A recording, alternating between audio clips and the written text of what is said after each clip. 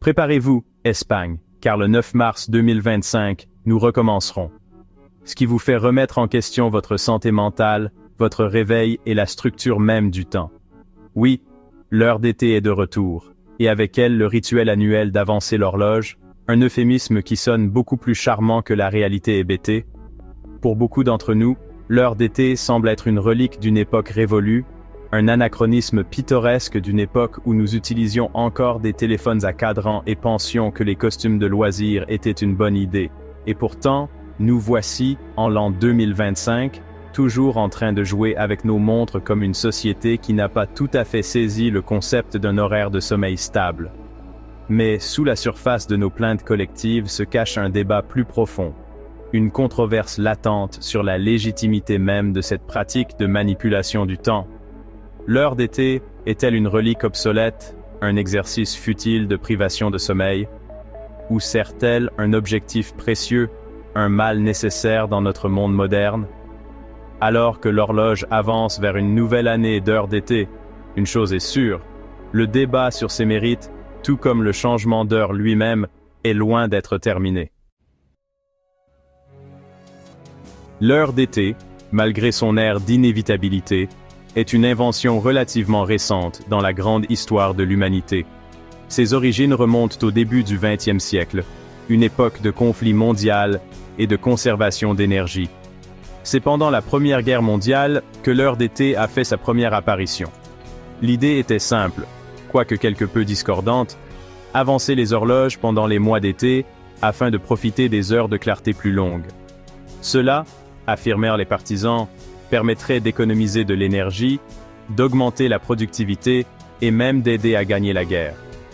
Cependant, tout le monde n'était pas enthousiasmé par la perspective de jouer avec l'horloge de Mère Nature. Les agriculteurs, en particulier, se sont montrés très opposés, arguant que le changement d'heure perturbait leur routine et causait des ravages à leur bétail. Les décennies suivantes ont été marquées par une période de débats intenses et d'expérimentation avec l'heure d'été. Elle a été mise en œuvre, abrogée et remise en œuvre avec une fréquence qui donnerait le vertige même aux voyageurs temporels le plus expérimentés. Finalement, en 1966, la loi sur l'heure uniforme a tenté de mettre de l'ordre dans le chaos, en établissant un système normalisé d'heures d'été dans tous les États-Unis. Mais la controverse ne s'est pas arrêtée là. Le débat sur l'heure d'été s'est poursuivi, alimenté par les préoccupations persistantes concernant son impact sur la santé, la consommation d'énergie et la structure même de notre continuum espace-temps. Aujourd'hui, les États-Unis se trouvent à la croisée des chemins, une nation tiraillée entre l'attrait des longues soirées d'été et la prévisibilité réconfortante de l'heure normale. Le débat sur l'heure d'été se poursuit, un sujet de conversation permanent qui unit les Américains dans leur perplexité partagée.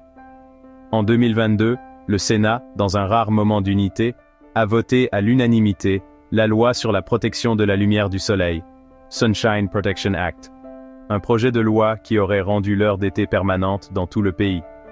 La perspective de supprimer à jamais le changement d'heure biannuel semblait à portée de main. Mais la Chambre des représentants, ce bastion de l'impasse législative, avait d'autres plans. Le projet de loi est resté bloqué à la Chambre basse, sans obtenir le soutien nécessaire pour arriver sur le bureau du président. Et ainsi, le statu quo est maintenu. Les Américains se préparent une fois de plus à une nouvelle année d'heures d'été, une nouvelle année d'ajustement de leurs horaires de sommeil, et une nouvelle année à se demander si toute cette histoire de changement d'heure en vaut vraiment la peine. La carte Trump. Abolira-t-il l'heure d'été? Voici Donald J. Trump, un homme qui n'a pas besoin d'être présenté, et encore moins lorsqu'il s'agit d'exprimer ses opinions. Le président, qui ne recule jamais devant une prise de position controversée, a clairement exprimé son opinion sur l'heure d'été. Il n'en est pas fan. Dans un message publié en 2024 sur sa plateforme Truth Social, Trump a déclaré que l'heure d'été est « gênante et très coûteuse », faisant écho aux sentiments d'innombrables Américains, qui remettent en question depuis longtemps la sagesse de cette tradition de manipulation du temps. Mais bien que le mépris de Trump pour l'heure d'été soit bien documenté, sa capacité à l'abolir à lui seul est une autre histoire. Au 14 février 2025, aucune mesure exécutive n'a été prise pour démanteler le système d'heures d'été. Les gardiens du temps de la nation, le rôle du département des transports. Vous seriez surpris d'apprendre que l'autorité ultime sur toutes les questions temporelles aux États-Unis n'est pas un conseil d'astrophysiciens ou une cabale d'horlogers, mais une agence gouvernementale plus connue pour sa compétence sur les routes et les ponts, le département des transports, ou DOT. Oui, vous avez bien lu. Le DOT, en plus de ses responsabilités pour assurer la fluidité du trafic et l'intégrité structurelle des infrastructures de notre nation, détient également les clés de la structure même du temps. C'est le DOT qui détermine quand l'heure d'été commence et se termine chaque année. Une responsabilité qui semble absurdement banale et étrangement profonde quand on y pense. L'agence recueille également des données sur les impacts de l'heure d'été, en pesant ses prétendus avantages par rapport à ses inconvénients documentés. Alors, la prochaine fois que vous vous surprendrez à maudire le changement d'heure biannuel, n'oubliez pas de diriger votre colère vers le DOT, ce superviseur improbable de notre destin temporel collectif. Île du temps, où l'heure d'été n'a aucune emprise. Alors que la majeure partie des États-Unis marche au rythme capricieux du tambour de l'heure d'été, il existe quelques poches de résistance, des enclaves d'indépendance temporelle, qui ont choisi de ne pas participer à cette folie de la manipulation du temps. L'Arizona, cette terre ensoleillée de cactus et de canyons, se dresse comme un phare de l'heure normale, une anomalie provocante dans une nation obsédée par la manipulation de l'horloge. La décision de l'État de renoncer à l'heure d'été est un témoignage du pouvoir durable du bon sens, une reconnaissance que certaines choses, comme le lever et le coucher du soleil, sont mieux laissées intactes. Hawaï, ce paradis tropical où le temps semble se dérouler à son propre rythme tranquille, évite également la pratique de l'heure d'été.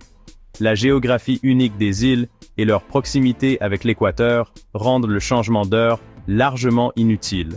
Un point discutable dans une terre où les jours et les nuits sont déjà remarquablement constants, tout au long de l'année. Et puis, il y a les territoires. Porto Rico, les îles Vierges américaines, les Samoa américaines, Guam et les îles Mariannes du Nord, tous des bastions de l'heure normale, tous immunisés contre le rituel biannuel du changement d'heure qui balaie le continent. Avancer au printemps, reculer à l'automne, décrypter la mécanique de l'heure d'été. Pour ceux qui sont perpétuellement perplexes face aux complexités de l'heure d'été, voici un guide rapide sur la mécanique de cette pratique de manipulation du temps. L'heure d'été implique d'avancer l'horloge d'une heure pendant les mois d'été, généralement de mars à novembre. Ce passage à l'heure d'été au printemps vise à profiter des heures de clarté plus longues, en fournissant plus de lumière solaire en soirée pour les activités de plein air et en réduisant potentiellement la consommation d'énergie. À mesure que les jours raccourcissent et que le froid de l'automne arrive, l'horloge est ramenée à l'heure normale, un processus connu sous le nom de « retour à l'heure normale ». Ce retour à la normale, bien que bienvenu par beaucoup, peut être aussi déroutant que le changement d'heure initial, quoique dans la direction opposée. La raison d'être de l'heure d'été est qu'en alignant nos horloges plus étroitement sur les heures de clarté, nous pouvons économiser de l'énergie, réduire les accidents de la route et améliorer notre humeur. Cependant, les preuves à l'appui de ces affirmations sont souvent contestées, certaines études suggérant que les avantages de l'heure d'été sont minimes au mieux et potentiellement compensés par ces inconvénients. N'oubliez pas d'aimer et de vous abonner pour plus de contenu intéressant.